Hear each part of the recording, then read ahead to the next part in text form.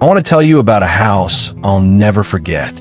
Not because it was haunted by ghosts, but because it taught me something worse.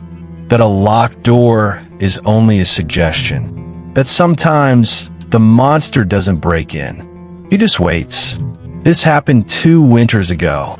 I had just graduated college and took a remote job as a data analyst. To save money, I rented a converted garage behind a main house in a rural part of Vermont. No neighbors for a quarter mile. Just trees, snow, and a single dirt road. My landlord, an elderly woman named Margaret, lived in the main house. She was hard of hearing and went to bed at 8 p.m. sharp. I was completely alone from dusk until dawn. It started on a Tuesday. It was 9:47 p.m. I was proofreading a spreadsheet when I heard it. 3 slow knocks. Not casual. Not a friend checking in. Thud, thud, thud. Deliberate. Heavy. I muted my computer. The house has a distinct layout. The front door leads directly into the living area. To the right is a single window facing the woods. To the left is my bedroom. No second floor. No basement. Just 600 square feet of cheap drywall. I didn't have a peephole.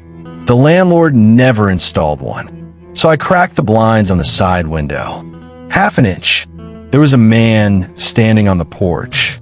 He wore a bright orange hunting vest over a black hoodie. No hat. No gloves. His hands were in his pockets. He wasn't holding a package. He wasn't holding anything. I waited. He didn't knock again. He just stood there, facing the door, perfectly still. For 2 minutes. Then he turned his head, slowly, and looked directly at the window I was peering through. I dropped the blind. My heart hit my throat. I backed away into the kitchen. I didn't breathe.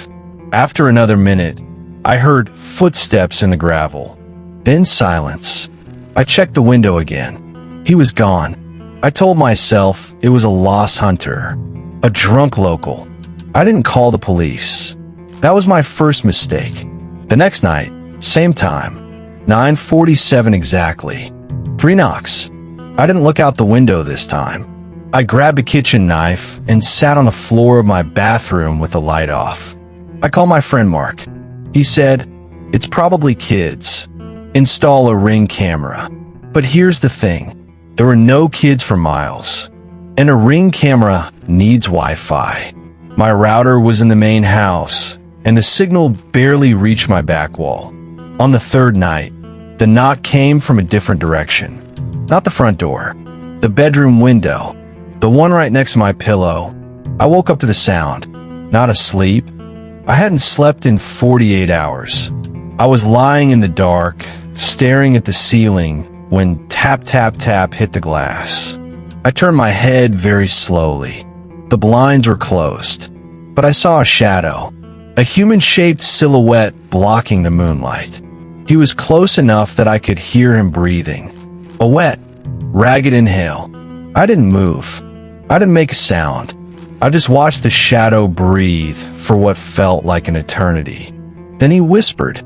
I couldn't make out the words, but the tone was cheerful, almost playful, like he was saying hello to a sleeping child. I closed my eyes. I prayed. When I opened them again, the shadow was gone. The next morning, I went outside. I found footprints in the frost, not leading from the road, from the woods. They circled my entire unit, every window, every corner, and near the bedroom window, there were 2 deep indentations. Knees. He had knelt down to look under the blind. I finally called the non-emergency line. A deputy came by.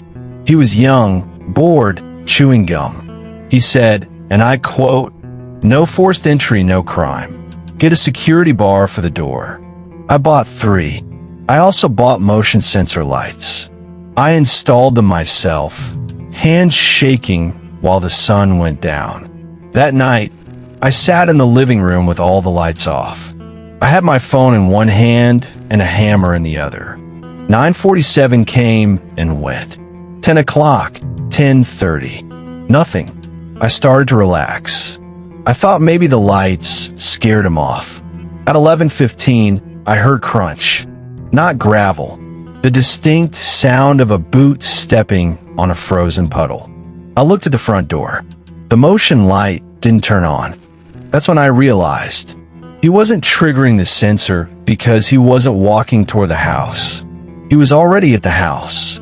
He had been standing there for hours, waiting. The doorknob turned. Locked. He jiggled it. Then he pushed against the door. The frame groaned. The security bar held. Silence. Then he spoke, clear as day. "I know you're in there." I didn't answer. He said, "That's okay. I'm not in a rush." I crawled into the bathroom, dialed 911, whispered my address.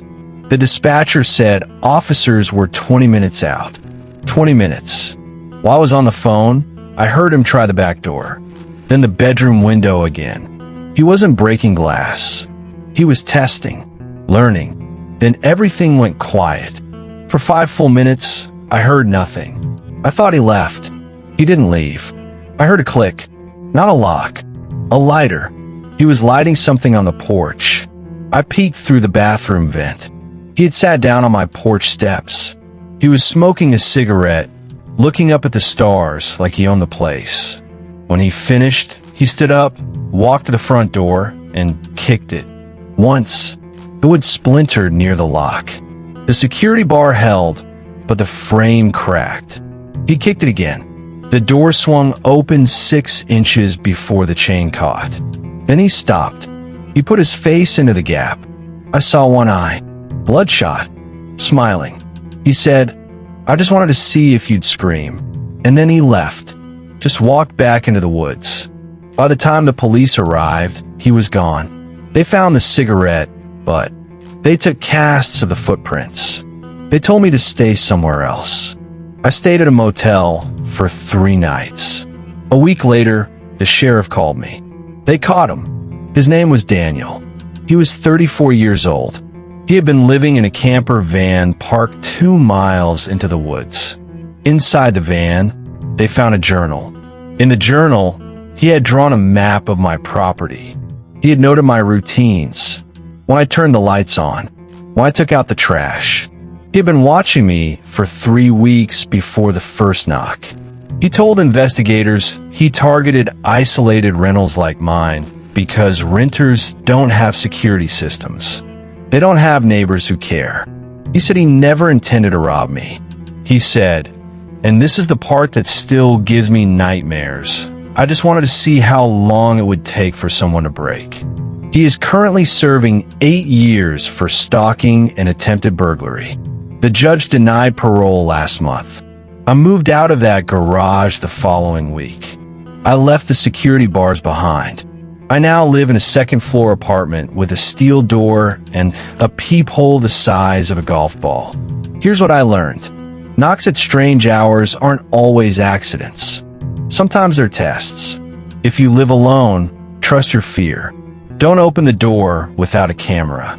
Don't assume good intentions. And if you hear breathing outside your bedroom window, don't whisper back.